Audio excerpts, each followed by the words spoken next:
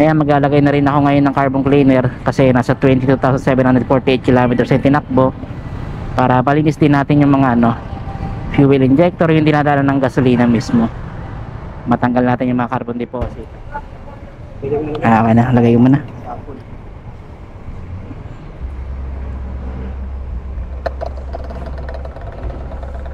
Okay boss.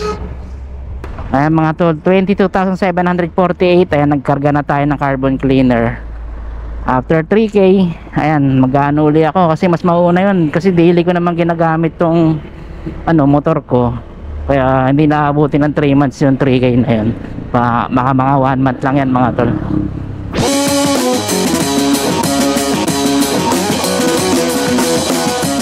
Alright mga tol, bumili ako ng carbon cleaner ngayon. Ayan, nagkakalaga siya ng 140 sa Honda mismo. Ayan, carbon cleaner, clean up of carbon deposit. Ano ba mga benefits na makuha natin dito mga tol sa carbon cleaner natin dito? Ito, una-una yan, efficiency. It provides rapid clean up performance throughout the entire intake system. Ayan, tapos it efficiently removes deposits from fuel metering system components. Malilinis na rin mga tol. Ito, itong fuel injector natin. Ayan, dinadaanan kasi ng mismong gas yun mga tol. Itong karburador, kung di karburador ang motor mo. Ayan, ewan ko lang dito sa ayan, idle air blends. Ayan, sa throttle bodies. Ayan, manifold and intake valves. Ayan, nakikita nyo mga tol.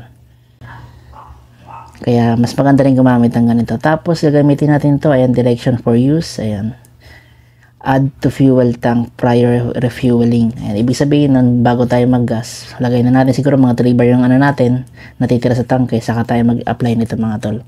Maglagay nito mismo sa gas tank natin. Ayan, do not add Honda carbon cleaner on empty tank. Huwag tayo maglalagay ng ganito sa empty talaga na tanke mismo mga tol. Dapat nakahalo talaga siya sa gasolina. Tapos ayan, use every 3,000 km or after 3 months. Ayan, whichever come first. Ayan.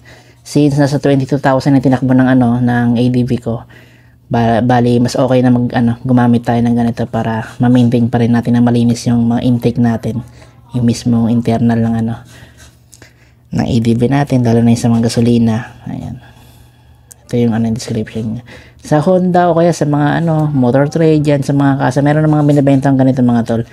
Meron din sa Yamaha, yun, meron na rin silang carbon cleaner nang ginagamit ko sa Mio yun. Ito naman sa Honda tayo. Ayan, bali mamaya mag-full tank ako, tapos ayan, lagay natin to. Para ayan, dagdag maintenance lang sa motor natin.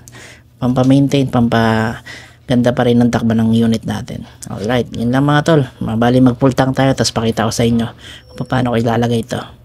Alright mga tol, bali tayo ngayon, puno tayo ng Petron. Doon lang naman ako nagagas para malagay na rin natin carbon cleaner. Sakto 1 bar na lang, pero hindi natin siya ilalagay ng 1 bar.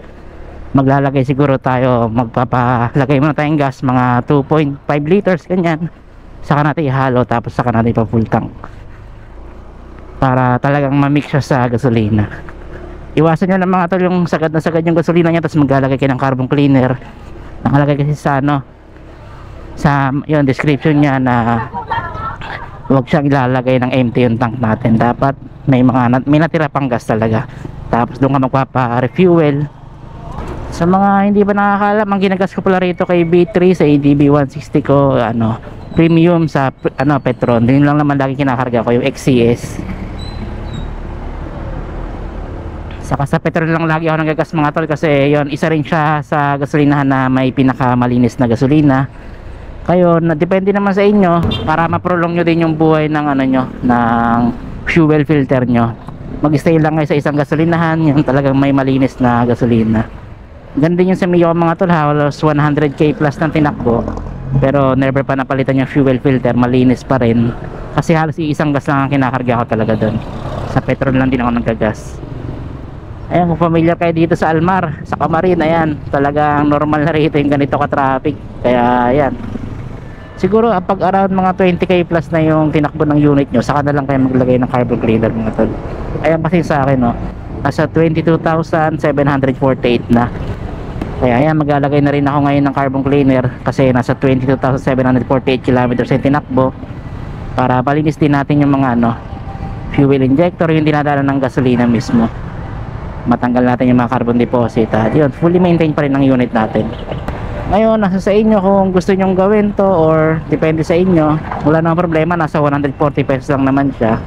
Ayun, sa Honda na rin mismo naman nag-require niyan yung iba na apply ng ganyan para maiwasan yung magkaroon ng clog sa mga yun, sa fuel injector nyo. Kasi pag dito sa right lane mga tol, dapat diretso ka lang.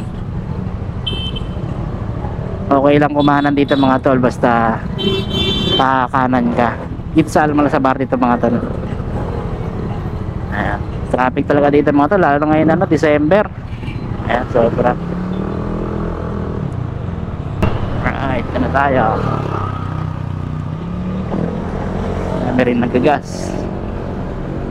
Tapos lang yan, wait na lang natin. Pila-pila lang.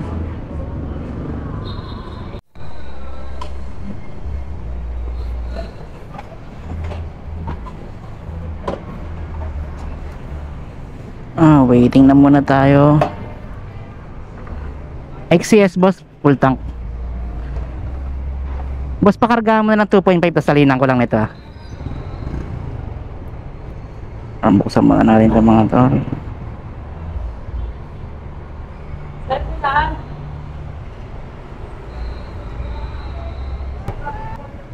Okay na, lagay ko muna.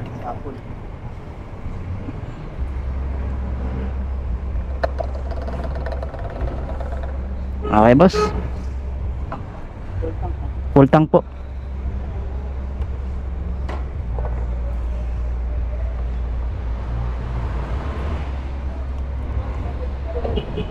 Konti lang kayo ngayon sir, no?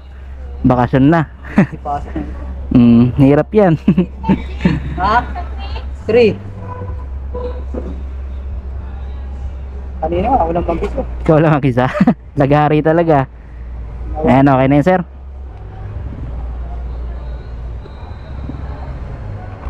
Ito po. Ayun, ganun lang mga tol. Bali, pag empty yung tank nyo, pakargahan nyo kahit mga 2.5 to 3 liters. Tapos saka nyo isalin yung saka yung magpa full tank talaga para ma-mix yung mixture nya ng ng carbon cleaner sa gasolina nya. Kasi yan, konting kalog-kalog lang din mga tol.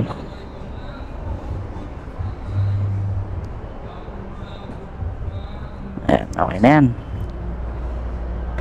Ayan mga tol, 22,748. Ayan, nagkarga na tayo ng carbon cleaner.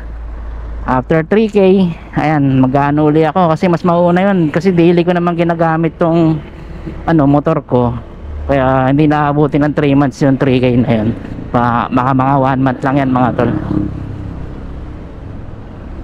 Alright, bali mga tol, maintain nyo lang din lagi yung motor nyo. Wala na masama kung gagawin nyo yung ganyan. Kasi yan, ginawa din ng Honda mismo yan para ayun, mas ma-prolong yung buhay ng unit natin at maging maintain.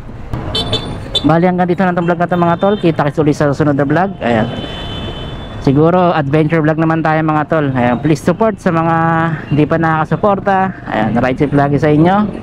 Ayan, kita kits ulit mga tol. Thank you.